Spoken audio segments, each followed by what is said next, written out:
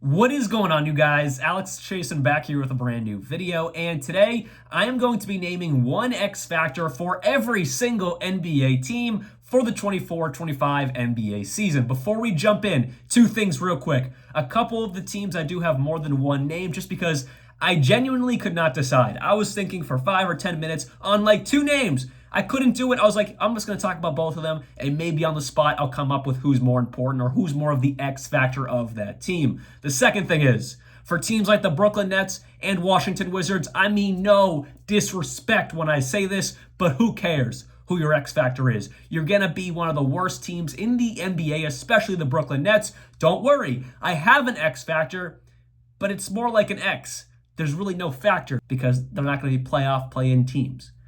Now, teams that are on the cusp, I'm going to dive into it.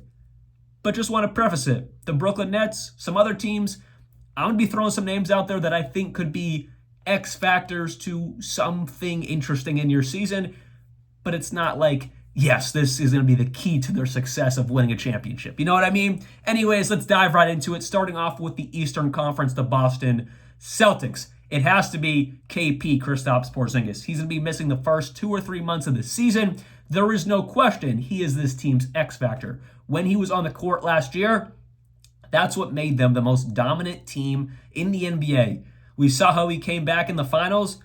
Yeah, he made the Dallas Mavericks look like children in game one. He was so important to Boston's success. Boston is a fantastic team without Kristaps Porzingis. They're going to prove that again in the first 2 or 3 months of the year. But once KP is back and he plays with this team, that's where that team becomes scary, and Kristaps Porzingis' health is this team's X factor. Hence, like what I was saying a couple minutes ago, the Brooklyn Nets. X factor-wise, I have Ben Simmons and Noah Clowney kind of on two spectrums. If the Brooklyn Nets want to be somewhat interesting this year, Ben Simmons has to become the old Ben Simmons. Do I think that is going to happen? No, but he has to be in the X factor conversation because what if he becomes the old Ben Simmons? What if he can play really well besides Cam Thomas? That would be quite interesting. Now, on the more realistic side of things, an X factor that I think could just show growth in his game is the 20-year-old Noah Clowney. I saw him in person when he was a freshman here at Alabama. When I was a freshman, he is a dog. I was surprised he went one and done, but he did. He played a lot of time in the G last year. He can space the floor. It would be very interesting to see how Noah Clowney plays this year. That's really all I got to say on that. It's hard to really choose an X factor for teams like the Brooklyn Nets, but it's Ben Simmons and Noah Clowney. Next up, Mitchell Robinson. I've talked about this in many Knicks videos I have made recently, but it has to be Mitchell Robinson. A lot like the Celtics with Kristaps Porzingis, it's just even more important with the Celtics. I think the Knicks are going to be really good just as is, with Jalen Brunson, Mikal, OG, Josh Hart, Cat. That's their current starting five as of right now. But Cat's not a great paint defender. In the Eastern Conference, he has to guard Embiid, Giannis, Porzingis when he's healthy, Bam Adebayo, other good bigs in this conference. You need Mitchell Robinson to come back and be healthy because Cat's just not a great paint defender. Mitchell Robinson can provide that. So the X factor for the New York Knicks is Mitchell Robinson being healthy, coming into this team's rotation and guarding the other team's best big man, which will allow Cat to open up more, guard less dominant guys, and just free him up on the offensive end as well, because he won't be so gassed from trying to guard these other guys. It will be a win-win for the New York Knicks, so it has to be Mitchell Robinson. For the 76ers, it's Caleb Martin. I was debating if I throw Paul George in there, but some of these I didn't want to just go with the stars of the team or a star of a team. Caleb Martin, the reason why I picked him is because if you look back at Miami's run a couple years ago when they made it back to the finals, especially in that Celtics series when it went 7 games, Caleb Martin, really that whole playoff run, if he can have that type of impact, there is no reason in my mind the 76ers cannot finally make it to the ECF with Joel Embiid. So Caleb Martin is an X factor for the Philadelphia 76ers. For the Raptors, they're kind of one of those fringe teams that could be a play-in team, maybe not. It's going to be Grady Dick. He had a really good summer league. He showed me that he's more than advertised. He's more than just a sharpshooter in the corner or on the wing. He can play make. He played really well, more of that, guard role. in Summer League. If he can translate that into the NBA, or no, I guess the Summer League is the NBA. If he can translate that into the regular season, I should say, the Raptors are going to be quite interesting. So I think Grady Dick's success is going to be equal to more Raptors' success as well. Because I think Scotty Barnes is going to take a leap. I think Quickley is going to take a leap. I think RJ Barrett is going to take a leap. Take a leap. Can Grady Dick take a second-year leap as well? That would help any case the Raptors have to make their season quite interesting. So Grady Dick is the Raptors' X factor. For the Bulls, another twofer. Josh Giddey and Lonzo Ball, kind of overlapping positions. They just got to trade Zach LaVine. I don't have too much to say on the Bulls because they're just so incompetent. I saw a post on social media saying how the Bulls are just incompetent. That really just sums it up. Not the players per se, management. They're just incompetent, making bad decision after bad decision, keeping Zach LaVine on this roster. They're kind of stuck with him because of the bad contract. I don't want to ramble. That's not what this video is about. But it's going to be Josh Giddey and Lonzo Ball. If Lonzo Ball can come back, show that he's healthy and his knee surgeries were successful, that's a huge win for the city of Chicago. They finally get their pure point guard back, which before he was injured, they were the first seed in the East when he was playing the best of the best basketball of his career. If he can come back to that level, there's some bright spots in Chicago that maybe he can be the point guard for the first half of this rebuild here in Chicago.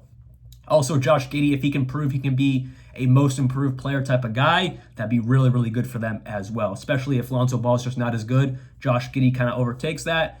There's opportunity for both of them there.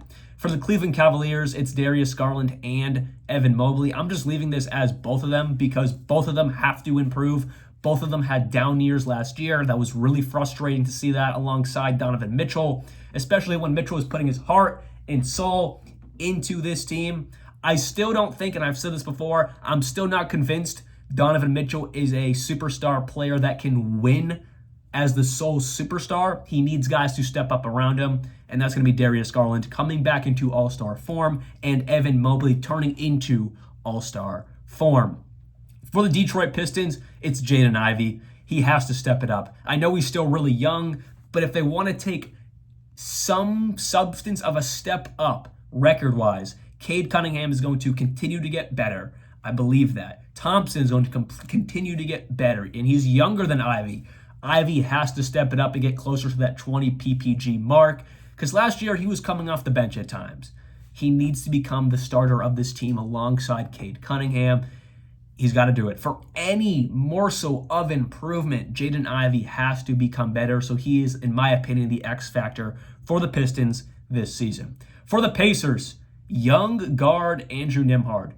If he can play 70% as well as he did versus the 76ers, versus the Celtics in the ECF this past season, the Pacers are going to be even better as last year. Andrew Nembhard played like a low-level star in the Eastern Conference Finals. If he can bring that this year, I mean, he just got a bag this summer because they believe in him. Andrew Nembhard is going to be really, really good for this team. I'm excited to see what he can do. He is definitely the X factor for the Indiana Pacers because the other pieces, that being Halliburton, that being Miles Turner, that being Pascal Siakam, that being Ben Mathurin, who's coming back from injury, that being Aaron Nesmith, they're all good, they're all solid or great, like, of course, Halliburton and Pascal are. But I think Andrew Nembhard is the piece there that has the potential to turn to someone that's just under Halliburton and Pascal. I think he has that level to him. Nembhard is the X factor for the Pacers. For the Milwaukee Bucks, it's going to be their most likely sixth man, in my opinion. Well, he might start. I'd have to look at their rotation again. But Gary Trent. Gary Trent has to ball out. He's on a really low contract. He's trying to make a bag next summer. That's why he took this really small contract to be on a competitive team, ball the lights out.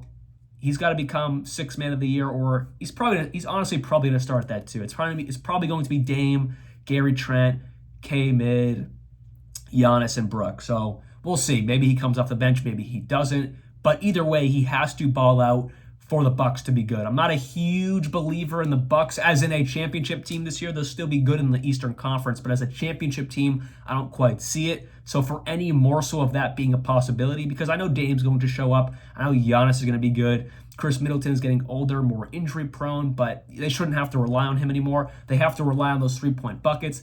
It's got to be Gary Trent. So he's really important to the success of the Milwaukee Bucks this season. Jalen Johnson is the Atlanta Hawks X factor. He also has the possibility to be someone that is in most improved conversation. So for any interesting success in Atlanta, Jalen Johnson has to turn into that 20 PPG type of guy. So he, of course, is their X factor because Rishad Shea looked really good in his first preseason game, but Jalen Johnson is still a bit older, more experienced. I think Trey's going to trust him a bit more. Jalen Johnson has to be that X factor of this team. The Charlotte Hornets. Trey Mann. I am a big believer in the Charlotte Hornets this season. Not to be a championship team, don't call me crazy. Not even to be a playoff team, but possibly a play-in team, and here's why. LaMelo Ball and Brandon Miller, if they both can average around 25 points per game, which is very well possible, they have Miles Bridges who could also average around 18, 20 points per game himself. Trey Mann is that sixth man off the bench. They have a really good unit there. Of course, there are other pieces around them, but if Trey Mann can prove to be a true sixth man for this team, they already have a solid starting five. If that can actually turn into a solid starting five during 82 games, and then they have a really good sixth man in Trey Mann, and of course, you still got Grant Williams coming off the bench as well, they have the potential to be somewhat interesting this year, be somewhat of a team that could really compete with really good teams, as they're just going to be kind of that middling team. They could compete with good teams. So Trey Mann is the X factor for the Charlotte Hornets.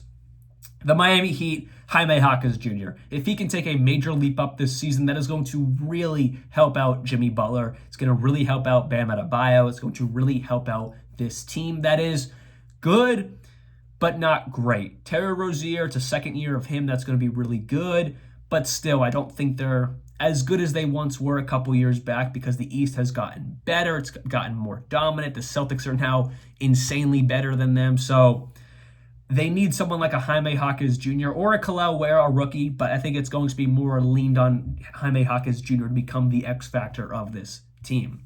For the Orlando Magic, it's Jonathan Isaac. So if he's healthy, this team is going to be very dominant. They're going to be a top 5 seed in the East, and he is this team's X factor. For the Wizards, a lot like the Brooklyn Nets, who cares? I said Bilal Coulibaly. If he could take a step up, he's only going to be like 20 this year. He's still extremely young, but I'm not going to say someone like Malcolm Brogdon. I'm not going to say someone like that because those guys are already good.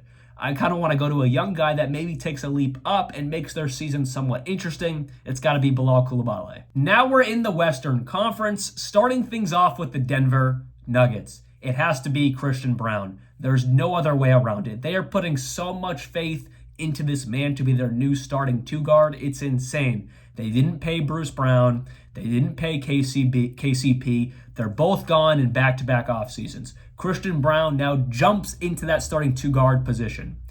It has to be him. They are putting so much faith into a man who, in my opinion, has not proved to be a starting caliber NBA player. So he, of course, has to be this team's X factor. Jokic is going to show up. Murray's going to show up.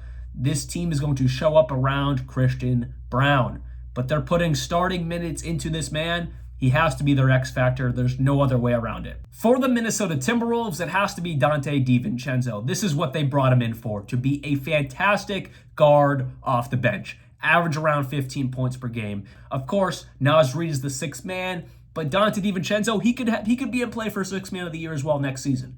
This is going to be a great bench unit of Naz Reid, Dante DiVincenzo, Rob Dillingham once he catches up to speed in the NBA game. This is going to be a great bench, and it starts with Dante DiVincenzo being this team's X factor. They needed people to space the floor. That was one of their biggest problems last year, not having enough guys for Ant to kick it to on the outside. Of course, Cat can space the floor, but he's gone. They needed someone like Dante DiVincenzo at that guard position who could space the floor really, really well. He is this team's X factor. For the OKC Thunder, really simple, it's J-Dub. I'm not saying any guys on the bench. It's going to be J-Dub because if he can turn into an all-star, OKC is going to run through the West. At least they should. He is this team's X factor because the potential is there. I think most people see the possibility of him becoming an all-star this season, at least one of the lower guys who gets, picked to be an all-star. If he can become that, there's nothing holding this team back. J-Dub is this team's X factor. For the Portland Trailblazers, it's Scoot Henderson. People said he had a really bad rookie year. It started off really bad, but it didn't end really bad. He ended averaging the season around 14 points and 5 assists. That's not bad for someone like Scoot. If he can build on that and become even better, Malcolm Brogdon is out of the picture. There's no one taking his minutes away, really. Scoot is this team's X factor for sure to continue to grow on that team. For the Utah Jazz, a lot like Scoot, it's Keontae George. He showed flashes of fantastic, more than fantastic, like star-level scoring ability last season, but that was really it. If he can build a more overall game around Colin Sexton, around Lauri Markkanen, that'd be really interesting to see what happens in Utah. Taylor Hendricks is another name I was thinking of putting on here, but I feel like there's more expectations now on Keontae George because he did have a really good rookie campaign of really high-scoring games, overall really good offensive showing. So I think I got to give this X factor to Keontae George. The Golden State Warriors, Jonathan Kuminga, and Jonathan Kuminga. If he can turn into a star, this team is going to be really interesting. Not really good, but really interesting. Stephen Curry has another kind of young star alongside him. If Jonathan Kuminga can become that, be a really good sighting for the rest of Stephen Curry's career in Golden State. For the Clippers, it's Kawhi Leonard. I was just reading an article before I actually clicked record a little while ago. He hasn't even practiced. He hasn't even been at practice. He may not even be ready for the start of the season. This is going to be a long season for Clippers Nation in their new Intuit Dome. It's going to be a really bad year one in there, especially if Kawhi is not healthy. So Kawhi is the X factor for this team just to be relevant. Like, there's a chance they're not even a playing team. Like, there is a good chance, and I believe it, they're not even a playing team. Because if Kawhi's not there, you're relying on an old and not as good James Harden, plus not many other options around them. It's going to be a long year for the Clippers in their new stadium. So Kawhi is this team's X factor just to even be a play-in team, in my opinion. For the Lakers, it's Dalton Connect. He has looked really, really good in Summer League, in preseason. He did look good in Summer League as well, but I'm talking about preseason. And I'm not even surprised. He is a 5-year college basketball player. What do you expect? The only part of his game that has not looked great is his three-point shot, which I know is what he's known for, but he's still been putting up like 14, 16 points per game in preseason. He's been looking really good. And going back to that three-point take, he hasn't been afraid to shoot it. He's been shooting 7, 8 threes, 6 threes another game. He's not afraid to shoot it. They're just not falling right now. And for someone who's a sharpshooter like Dalton Connect, they'll eventually fall. So I'm not worried about that. But it's great to see he's not afraid to shoot it, and he's creating really good shots in that mid-range area. That's where he's getting these 14, 15, 16 points per game in preseason from that mid-range area, because right now he's not hitting the three. So to have that overall game right off rip in the NBA, LeBron's going to love him, and he could be a really huge X factor down the line, or just this entire season for the LA Lakers. Moving on to the Phoenix Suns. This is the first one where I'm kind of just calling out a position group. It's the entire new point guards, that being Tyus Jones and Monte Morris. If they can open up this offense for Devin Booker, for Bradley Beal, for Kevin Durant, they are worth their weight in gold because they need it so badly. So both of the point guards, Tyus Jones and Monte Morris, are the X factors in Phoenix. The Sacramento Kings, 2 guys here, and I think both of them are worthy of X factor conversations. Keon Ellis, if he can grow on his great defensive ability and just put some offense in there, he could be a really, really great option in Sacramento. And then Keegan Murray.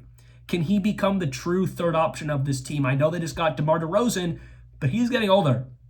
He's not getting any younger. I know he had a great first preseason game. I think he went like 6 for 6, 15 points. I know he did good last night, that being DeMar DeRozan. But Keegan Murray's a lot younger, can stretch the floor a lot better. They need someone to stretch the floor, and that's Keegan Murray. That's what he provides for them. If he can become even better than he's been and become like, around closer to that 18-point per game mark for this team, and DeMar DeRozan just kind of takes a step back but still gives what he needs to give, that'd be a really good X factor for the Kings to have. So give me Keegan Murray. If he can grow his game and show the ability to do that, the Kings are going to be really, really good this year.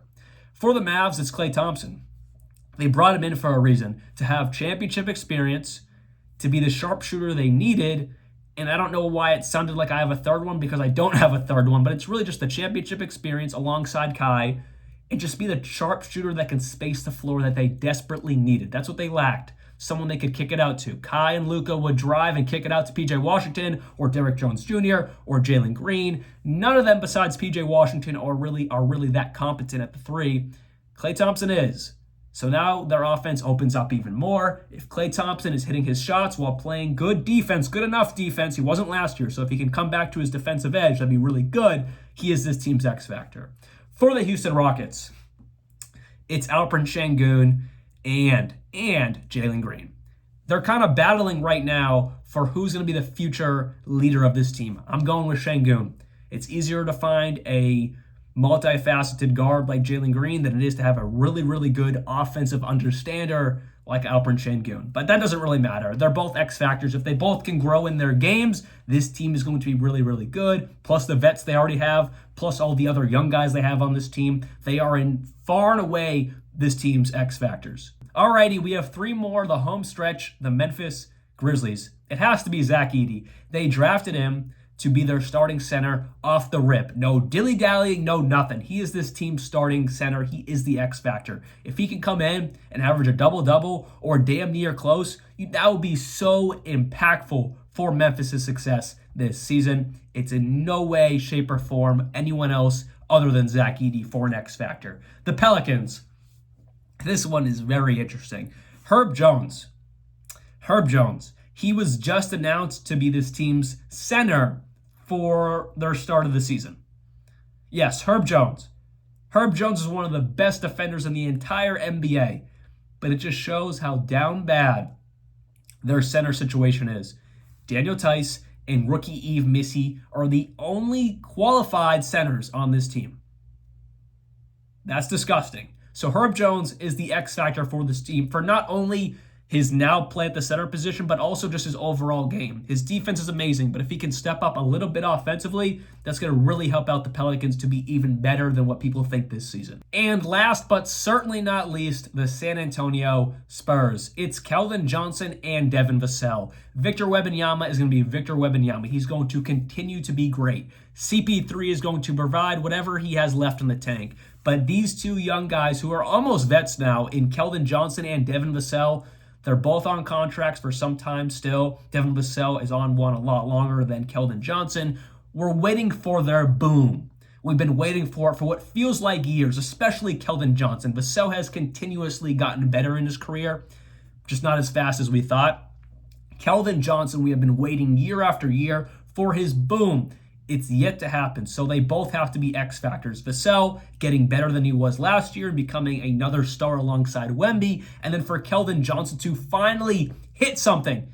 Whether it's a low-level star, just more consistent, he just has to hit something. We're waiting for it. So both of them are X factors for any success in San Antonio this season. So that has been 1 or 2 in some cases, X factors for every single NBA team heading into the 24-25 NBA season. Let me know down in the comments below your opinion on these X factors. If you have different X factors, because I'm sure some of you guys might have different ones, let me know all of that down in the comments below. I'll see you guys very soon, and like always, peace out.